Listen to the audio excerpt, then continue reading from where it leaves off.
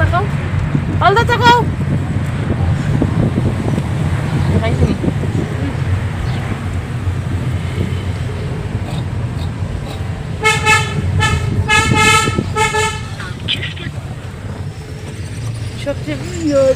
রিয়ার দিদা করার কি মাসি কই স্বামীও আইলে পারতাম আমি গেলাম সব গেলে একটা কথা অন্যরকম না তুমি দোকান যাও গা। হ্যালো বন্ধুরা, এটা হলো একটা লাস্ট ইয়ারের ভিডিও। আজকে তোমাদের সাথে শেয়ার করছি, দেখতে থাকো তোমরা। লাস্ট ইয়ার আমরা সবাই মিলে গেছিলাম কামাখ্যা মন্দিরে। আজকে সেটাই তোমাদের সাথে শেয়ার করছি, তোমরা দেখতে থাকো। তো দেখো আমরা কে কে গেছিলাম। এই দেখো আমার বান্ধবী, ওর চুল হাওয়ায় উড়িয়ে নিচ্ছে, এত হাওয়া দিচ্ছে। আর মাসিমণি চুপচাপ বসে আছে।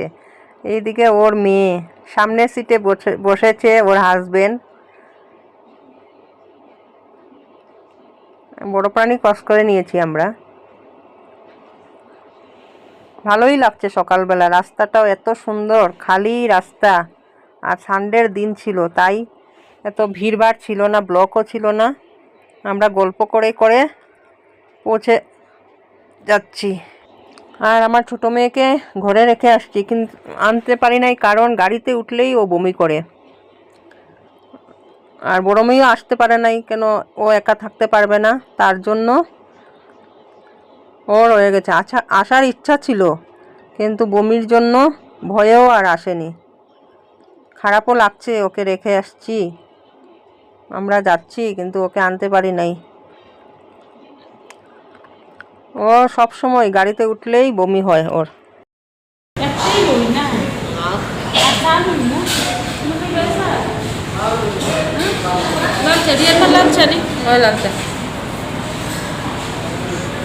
লাল চাই ভালো।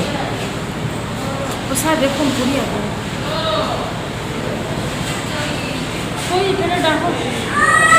তোমরা তো দেখেছো নমপুতে নেমেছিলাম, নেমে আমরা সবাই একটু চা মিষ্টি খেয়ে নিয়েছি। খেয়ে একটু সময় রেস্ট করে তারপরে আবার উঠে পড়েছি গুয়াহাটির জন্য। ড্রাইভার গাড়ি ছেড়েও দিয়েছে, এখন যাচ্ছি গুয়াহাটি।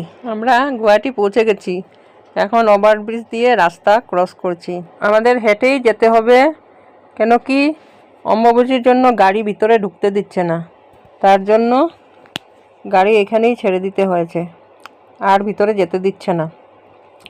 ঠিকই আছে, ভিড়ভাড় হচ্ছে, অনেক লোক অনেক জায়গা থেকে আসছে, তার জন্য সবাই এই রকমই যাচ্ছে। আমাদের না, শুধু সবাই যাচ্ছে এইভাবেই হেঁটে। দেখো আমাদের কি অবস্থা।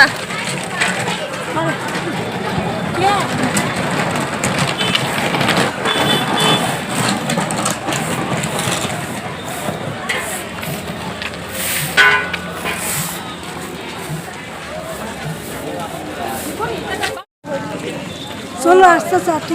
বাপরে এত গরম, তার মধ্যে মেইন গেট থেকে ঢুকতে দিচ্ছে না, রাস্তা আরেক দিকে করে দিয়েছে ভিড় হবে বলে। অনেক লম্বা রাস্তা, তারপরে আরেকটা সিঁড়ি, তারপরে গিয়ে মন্দিরে ঢুকতে পারবো। হাঁটতে হাঁটতে না হলে 1 ঘন্টা খানেক লাগলো আমাদের। বন্ধুরা, আমরা একটুখানি হাঁটি, তারপরে যখন আর পারি না, একটু জায়গা পেলে বসি, রেস্ট করি, তারপরে আবার শুরু করি হাঁটা। আমাদের এইভাবে করে করেই আমরা মায়ের নাম নিয়ে নিয়ে আস্তে আস্তে হেঁটে হেঁটে মন্দিরে পৌঁছাচ্ছি। এখন ঢুকে পড়েছি মন্দিরে। আর দেখো কত লোকের ভিড়, কত জায়গার থেকে কত লোক আসছে, চারদিকে খালি লোকই লোক। মায়ের মন্দিরটা অনেক সুন্দর করে সাজানো হয়েছে, ভালো লাগছে। মন্দিরে যাওয়ার পর আর ক্লান্ত লাগছে না, তার আগে তো অনেক ক্লান্ত লেগেছিল। সিঁড়িটা ওঠার সময় ভাবছিলাম আর মনে হয় মায়ের এখানে পৌঁছাতে পারবো না।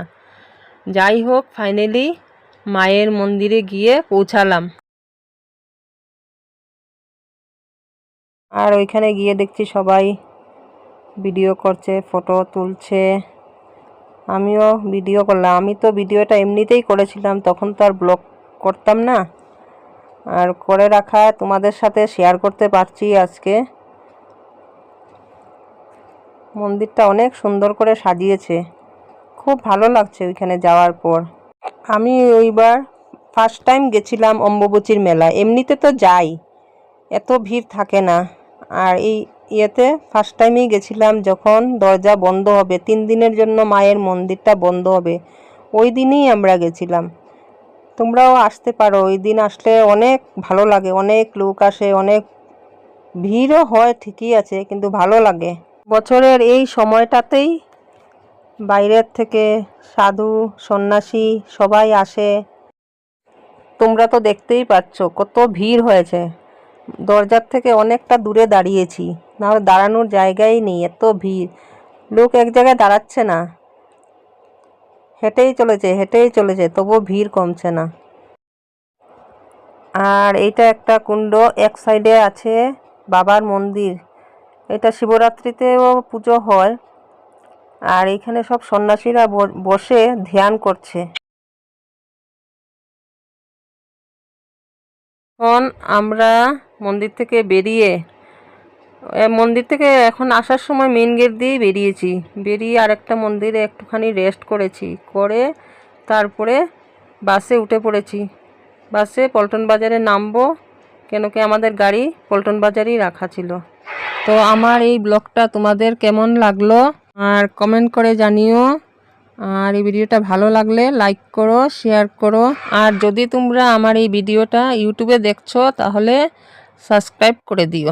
আর যদি ফেসবুক বা ইনস্টাতে দেখছো তাহলে ফলো করে দিও।